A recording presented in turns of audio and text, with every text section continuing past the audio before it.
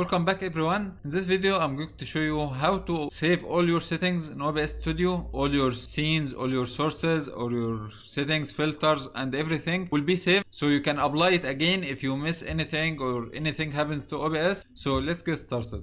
It's very easy. You just need to go to this file and click on show settings folder. Right now this is the settings folder, roaming, OBS Studio. Get back to roaming and copy this OBS Studio file.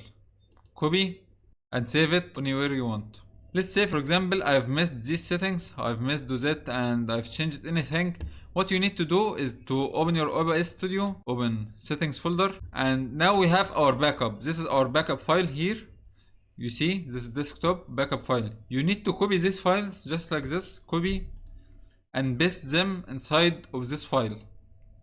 It's going to be the same for this one, but this is how it works. So everyone, that was how to copy your files and copy your settings. Just copy this file here and then paste it again in OBS Studio. Thanks for watching. See you in the next one.